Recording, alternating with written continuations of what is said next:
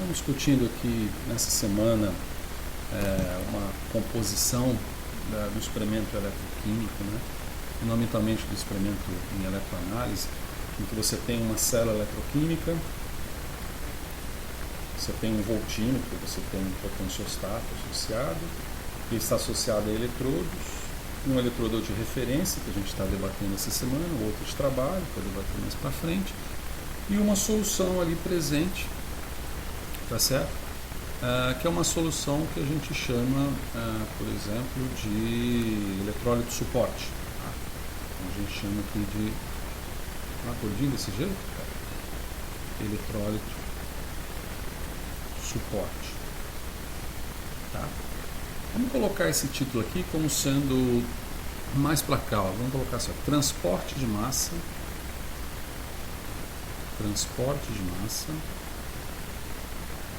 e eletrólito suporte. Esse aqui está para cima? Tá. Controlando horário, beleza. Então, é mais ou menos desse aqui. Eu não sei que prancha que é, se é 3, 4 mais, tá? Essa semana. A ideia do transporte de massa, primeiro a ideia do transporte no experimento em eletroanálise, né? A ideia do transporte no experimento em eletroanálise é que você vai ter uma substância que, vamos colocar aqui, que ela está reduzida, aliás, ela está reduzida, isso num processo natural. Essa substância reduzida, ela entra em equilíbrio com uma substância. Aliás, a gente pode colocar isso aqui de um jeitinho até mais abreviado. Né? Uma substância reduzida em equilíbrio com uma substância oxidada e um elétron. Então, isso aqui envolve pelo menos duas coisas para transportar, né? Então, eu tenho esses dois componentes aqui, que se referem à massa de substâncias, ou seja, o eletroanalito, né? O analito passível da pesquisa em eletroanálise. Eu não tenho zoom aqui, né? Na câmera só dá para deitar aqui, fazer um zoom, mas não tem jeito. Tá? E o transporte de carga.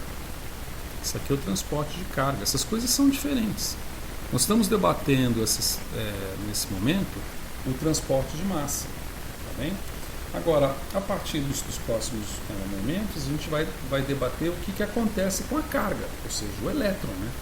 O que é a cinética de transporte de elétrons? Né? Porque a cinética de transporte de massa, ela envolve, vamos colocar assim, ela envolve fundamentalmente 3 tipos de movimentos principais. Vamos colocar movimentos? Vamos colocar movimentos só. 3 tipos de movimentos de massa principais. Tá? Esses movimentos de massa principais, eles podem ser, por exemplo, movimentos de convecção. O que é o movimento? O que é o movimento de convecção? O movimento de convecção, engraçado, eu não sei porque que o giz entre aspas aqui ficou tão gordinho assim, eu escolhi o menorzinho deles, mas tá bom, às vezes eu estou enxergando diferente. O movimento de convecção é aquela agitação mecânica que a solução que contém sua espécie eletroativa, as coisas que você quer medir, mais o eletrólito que está ali, né? Um tampão, por exemplo, uma solução de KCl ou NaCl, esse movimento diz respeito ao movimento de massa daqueles íons ali presentes. E isso pode ser feito por agitação mecânica na solução. Agitação mecânica na solução, uma perturbação. Essa agitação mecânica ela pode ser também com uma barra magnética, por exemplo, um agitador magnético. Isso, a depender do experimento, ou então ela pode ser promovida também simplesmente por um eletrodo rotacional, né? Um eletrodo rotacional ele pode agitar um pouco a solução. Bom, o que importa é que nos experimentos convencionais, em que você busca uma solução quiescente, certo? Quando você busca uma solução quiescente, a convecção, vamos colocar então que essa convecção está associada à agitação. Tá? É o stirring, né? Que seria uma palavra inglesa assim, muito comum, né? Stirring, que aparece nos artigos científicos, por exemplo, né? Muito comum. Essa agitação é uma agitação que perturba o que se deseja. Porque, na verdade, o que se deseja... vamos colocar aqui. Não vamos colocar aqui agora não, porque senão nós vamos falar de interface. Vamos discutir assim as camadas de interface, não é para esse momento, é logo em seguida. Mas o que se deseja é que você tenha uma solução quiescente, certo? Você tem que minimizar a convecção, ela tem que ser, vamos colocar outra cor para começar a ficar bonitinho. Essa solução, ou melhor, o movimento de convecção, ele tem que ser minimizado. E como que ele é minimizado? Ele é minimizado quando você tem uma solução quieta. Então essa solução, ela tem que estar quieta. Quanto mais quieta ela estiver, menor esses movimentos de convecção e, portanto, menor a influência que determinados íons terão no movimento em direção à interface eletrodo-solução, que é onde ocorrerá os fenômenos de oxirredução, tais como apresentados aqui, em determinadas camadas que a gente ainda vai ver. Tá bom? Então esse seria o movimento de convecção. Um outro movimento muito famoso e muito desejado é o movimento de difusão das espécies. O movimento de difusão é o movimento que eu desejo, tá certo? Então esse movimento de difusão, ele deve ser maximizado.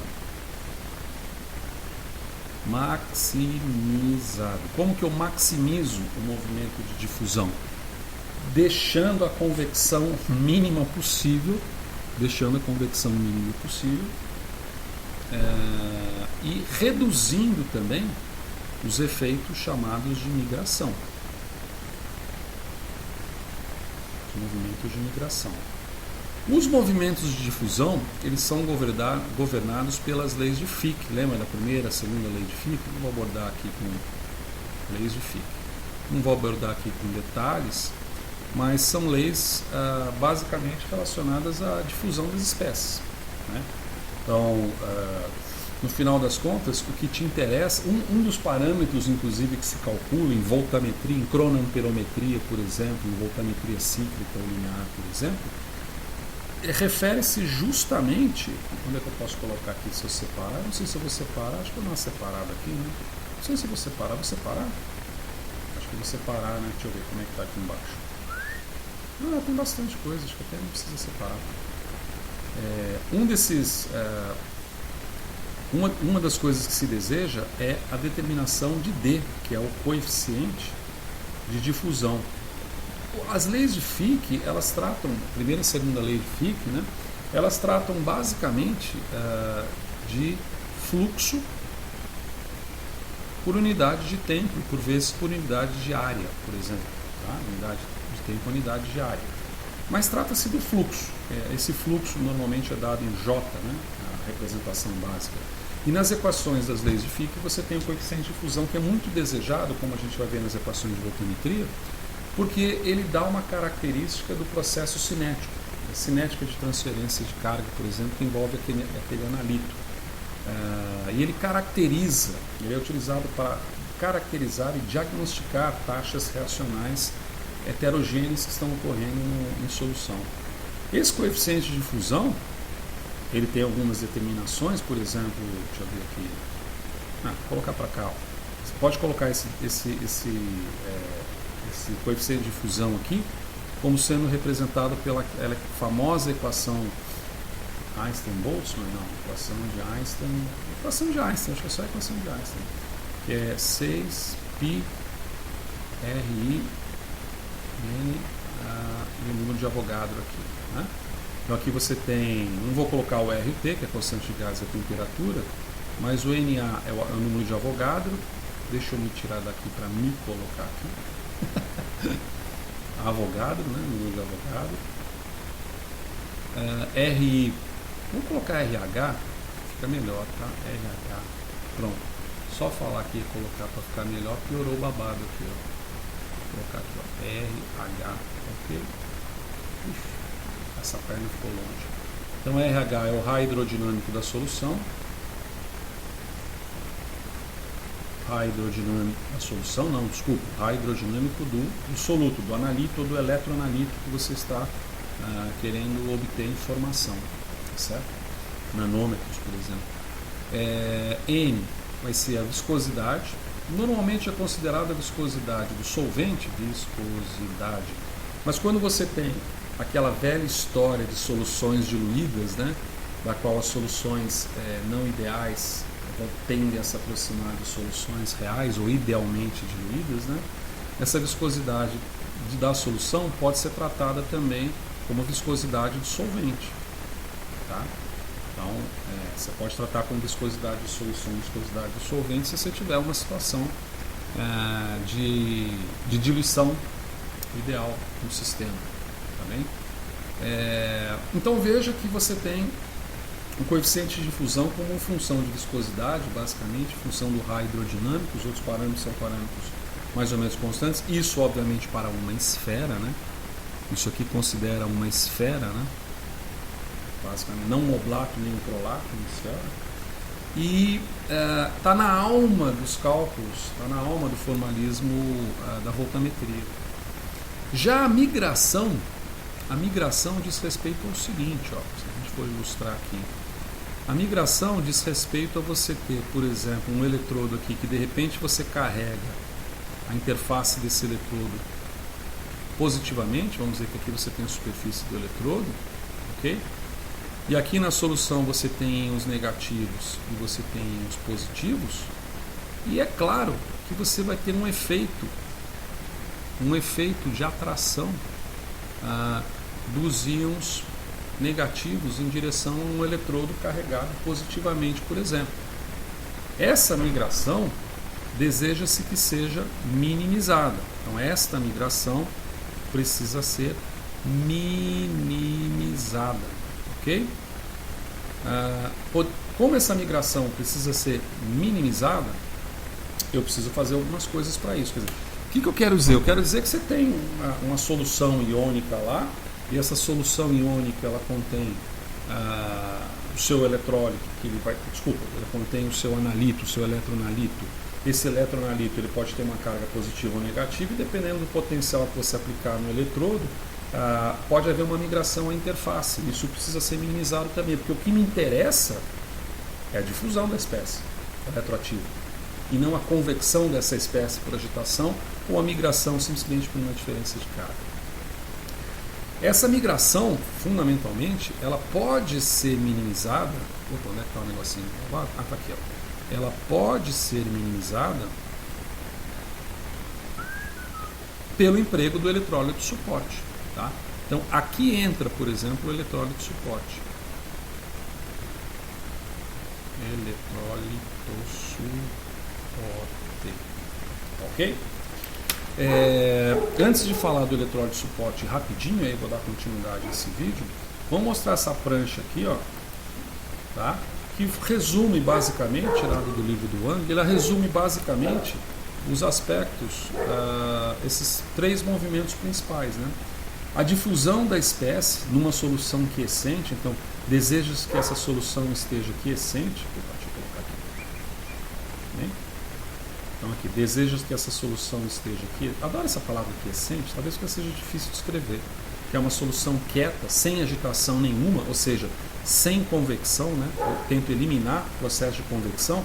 Aqui está colocando a conversão como vamos dizer, uma perturbação por unidade de volume, né, dessas espécies. E eu desejo também evitar a migração. Então aqui você tem uma superfície do eletrodo. Aqui ele fez o exemplo contrário, colocou o eletrodo com uma superfície negativa e aqui os íons positivos sendo atraídos para o eletrodo que está negativamente carregado. E ele fez melhor do que eu ainda, vou até corrigir lá, ele colocou a expulsão, melhor, a repulsão dos íons de carga de mesmo sinal em direção a essas camadas, né? Essa camada eletroativa, não, essa camada próxima à interface eletrodo-solução. Eu vou corrigir meu também ali, né? Tá bonitinho, né? Então você tem o positivo, enquanto o negativo é atraído, o positivo é repelido, tá ok? Então esses são os principais movimentos, vamos dizer assim, relacionados ao transporte de massa. E agora eu vou encerrar o vídeo e reiniciar imediatamente para a gente comentar essa segunda parte aqui, que é o eletrólito suporte, que é mega empregado, né, em tudo quanto é experimento que a gente faz, ok?